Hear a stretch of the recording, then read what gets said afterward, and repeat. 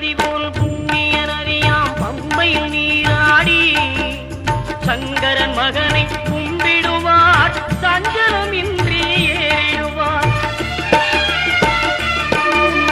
நீலிமலை ஏற்றம் சிவபாலனும் ஏற்றிடுவார். காலமெல்லாம் நமக்கே அருள்காவலராயிருப்பார். தேகபலம் தா பாதபலம் தா தேகபலம் தா பாதபலம் தா தேகபலம் தா